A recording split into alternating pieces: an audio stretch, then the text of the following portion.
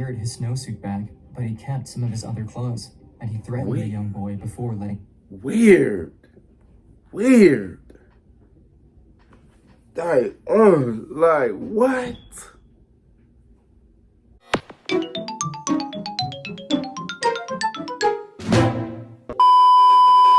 Yo, what's good? What's going on, YouTube? It's your boy Kewonis CB, and now I'm back with another motherfucking reaction video. You know what I'm saying? Today's video, I'm going to be reacting to 11-year-old boy disappears 27 years later. They found this. The case of Scheierl and Jacob Wetterling, you know what I'm saying? Shout out to the person that told me to react to this. Shouts to y'all, shouts to you. You got the video with thumbs up, you don't get the thumbs down because y'all know why. I really don't care, that's you too, you know what I'm saying? Yes, we squad, let's get straight to this video, man. Grab your snacks, right? Everybody should watch my videos with because it's about to be a banger, man. Let's get it. Yo. Full screen, let's go. Today, October 12th, I'm 5 feet tall. My favorite food is steak. My favorite color is blue. My favorite color blue too? My best friend is Aaron, and my newest band is escape. This is the last known footage of 11. He looked like that dude that put up Charlie in the Chocolate Factory. Not the old one, but the new one. I forget his name. Old Jacob Wetterling, recorded just 10 days before he disappeared on October 22nd, 1989. Damn, before I was born. Follows is one of the largest searches for a missing person in U.S. history. Wetterling was abducted at gunpoint last night while riding his bike with two other boys. He grabbed Jacob and then he told me to run as fast as I could into the woods or else he'd shoot. New evidence tonight leads the FBI to believe that Jacob Wetterling's kidnapper may have struck before. Only 10 miles from where Jacob was abducted, Scheierl was also kidnapped and assaulted just 6 days before his 13th birthday in 1989. Decades later, he will be the key to solving not only his own case, but also a series of attacks on other young boys in Minnesota, including Jacob Wetterling. Like, what be people problem? Like, why you want to go after innocent, sweet kids? Like, what be wrong with people, bro? Like, damn.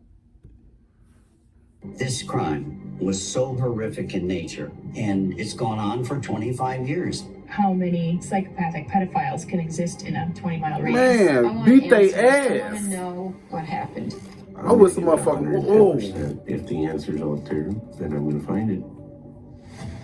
St. Joseph, Minnesota. What make you want to be attracted to little boys? With his 3 siblings. Get a man. Trevor, if you're attracted to me, and his mom and dad, Patty want to grab little boys and shit. 22nd, 1989. Piss me off. That's what I'm thinking about. October morning, we got up. Jacob and I went fishing, and then came back for a noon kickoff for the Vikings game. It was kind of a family tradition watching Vikings football. That evening, Jacob's parents go to a dinner party at a friend's house, about 25 minutes away.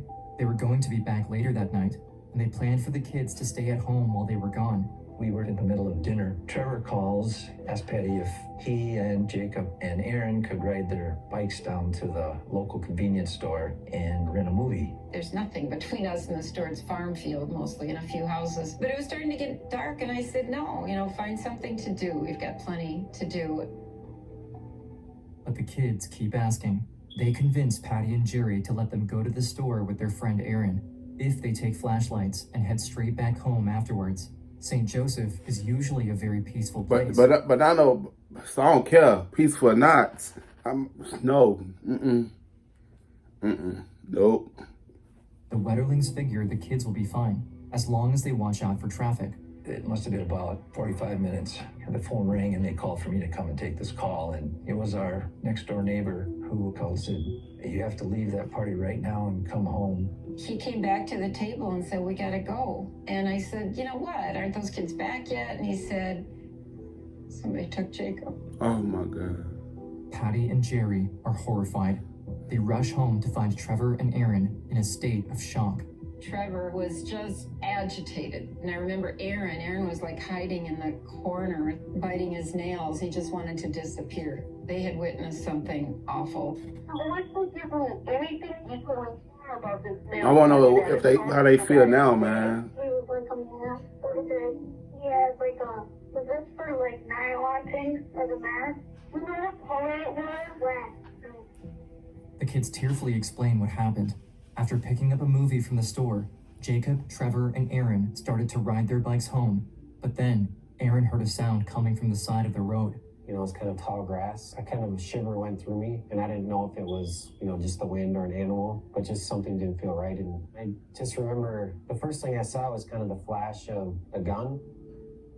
A masked man threatened the kids with a gun, forcing them to get off their bikes and go into a ditch.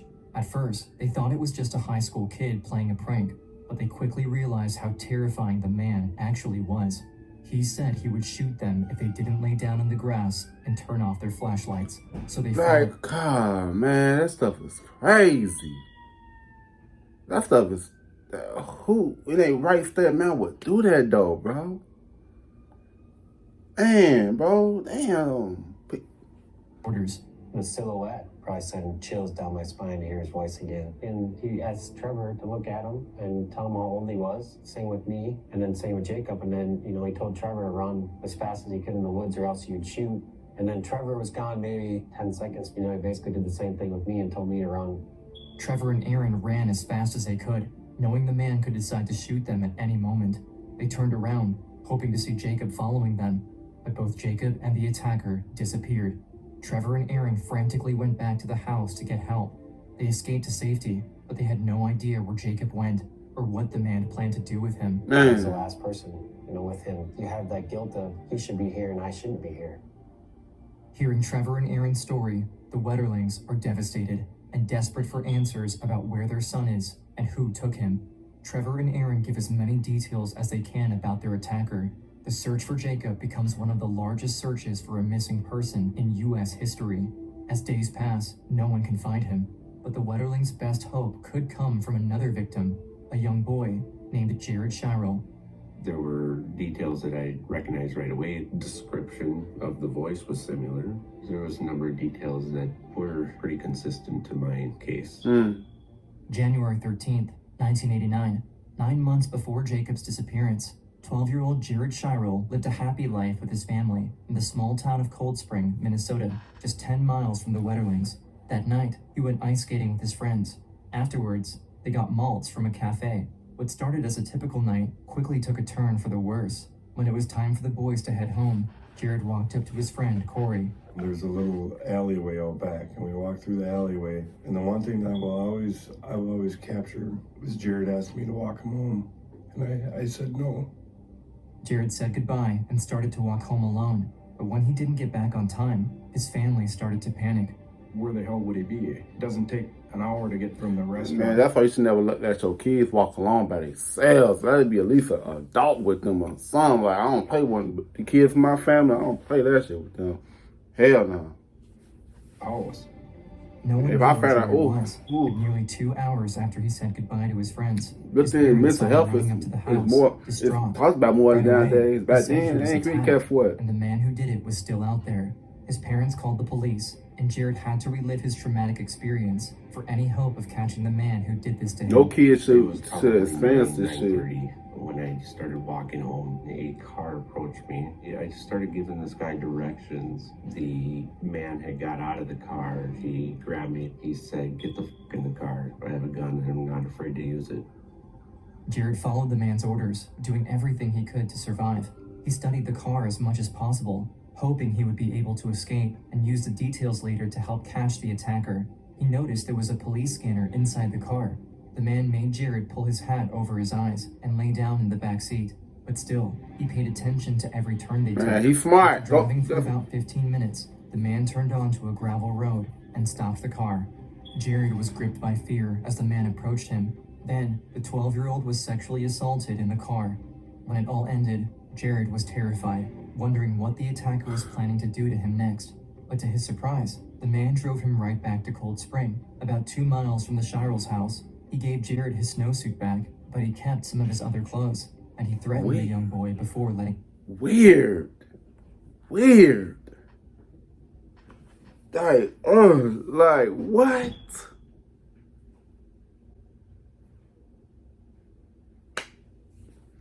Like... Go. He had said, "It's okay to talk about this, but if they come close to finding out who I am, I'll find you and kill you." Wow. The attacker told Jared to run. If he turned around, the man would shoot. Jared sprinted back home, desperate to get away. After going through an unimaginable attack Man, at such a young age, no, he's still it's up to traumatized to Jared this to day. explain what happened. He tells the police every detail he can remember about the car and the man who assaulted him, hoping to help them This catch happened this 35 monster. years ago. Jared says he was wearing camouflage, and he tells them about the police scanner inside the car. He even directs them along the route they drove. It's sad to picture it, but in order to do that, I had to lay in the backseat of the squad car with my eyes covered and just go off my memory. 3 days after Jared's abduction, police identify a possible suspect, Danny Heinrich, a former member of the National Guard. He's already had other run-ins with the law, like burglaries. He also has a few DWIs, and during one stop, an officer noticed he had a police scanner in his car, just like what Jared had described. In a photo lineup, Jared identifies two men he thought looked similar to his attacker. One of them was Heinrich, but he can't narrow it down to one suspect, and police can't charge anyone. Jared has to go home knowing the man who assaulted him and threatened to kill him is still out there. I think I slept on my parents' bedroom floor for the first year. You know, the level of Traumatized, man. The emotions, anxieties that you learn to overcome. Jared thinks he's the man's only victim, but later that year, he hears about Jacob Wetterling's abduction in the nearby town of St. Joseph and immediately notices the similarities to his own kidnapping. Jared wonders if it might be the same culprit, and he wants to do everything he can to stop him and help find Jacob. December 13th, 1989, almost 2 months after Jacob Wetterling's disappearance, Jared Scheierl works with FBI agents to make a sketch of the man who attacked him. They see similarities between the sketch and Danny Heinrich, and 3 days later, the FBI brings Heinrich in for questioning. They ask where he was on the nights of both Jared and Jacob's kidnappings.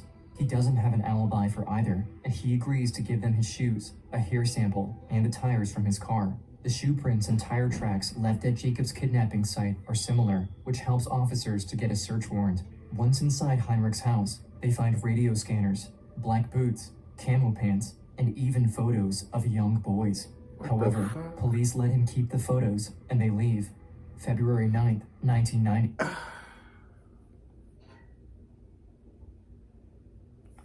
They let the man keep the photos of the little boy so he can masturbate. So, what? Oh, this can't be real.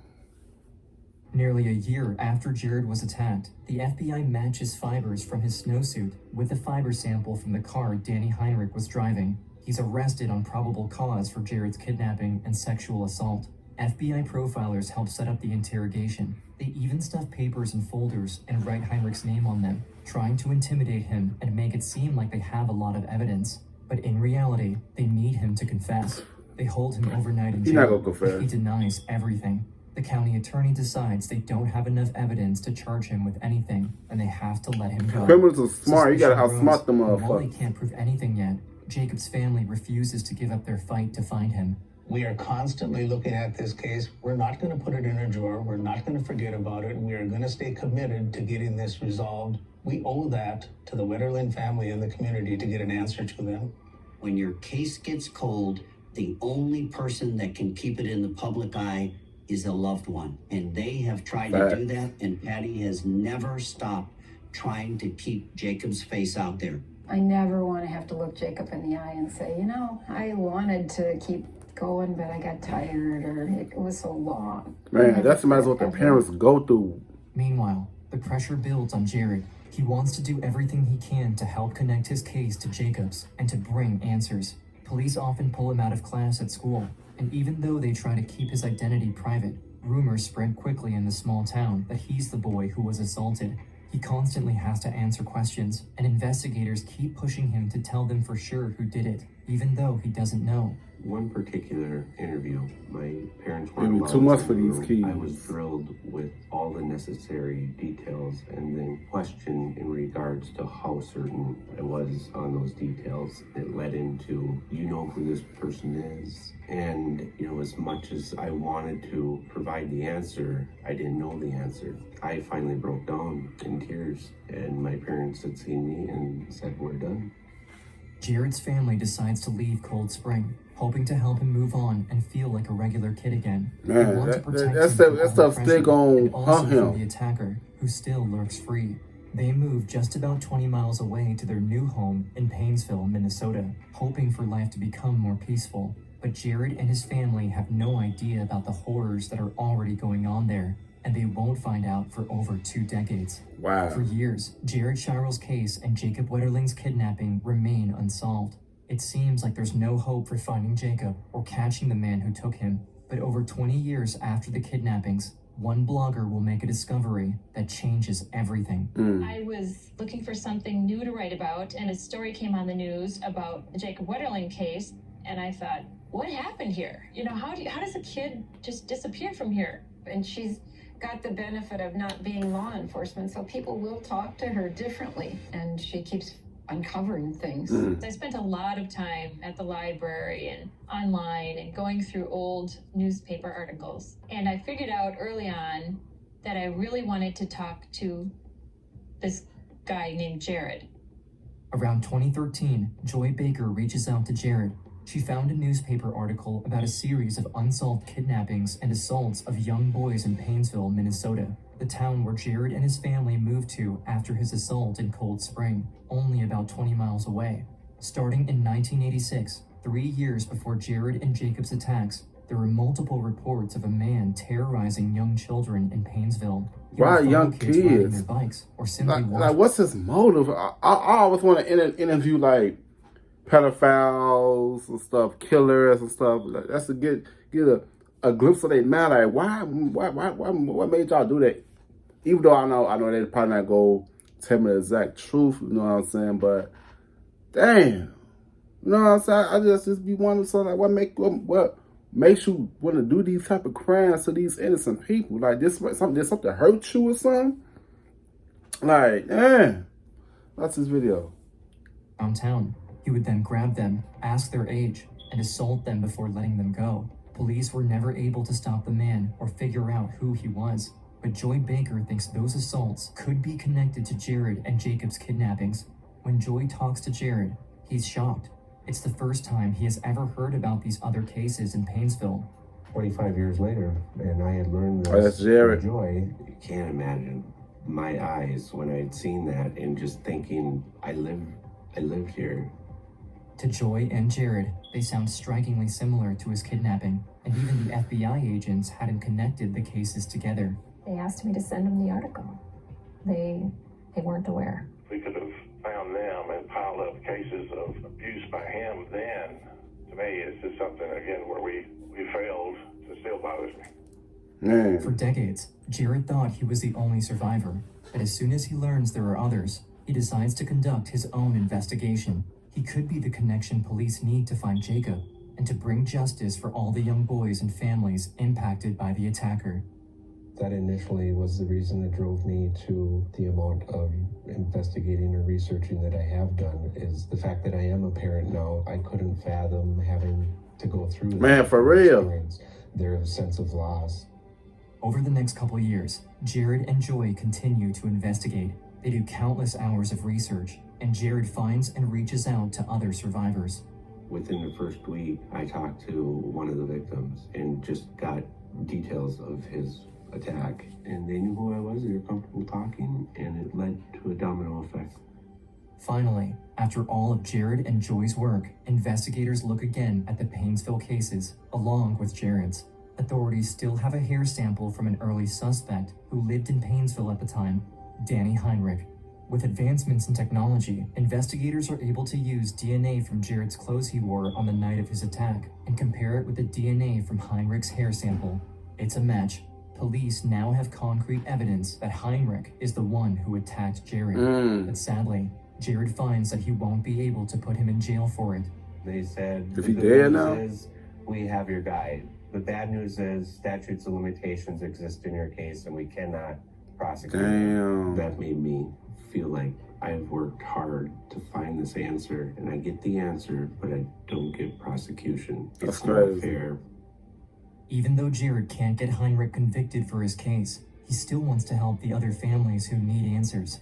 Because of the work Joy and Jared did, police are able to investigate further into Jacob's disappearance. They get a search warrant for Heinrich's house. They don't find evidence about Jacob or the Painesville attacks, but they do find binders of child pornography.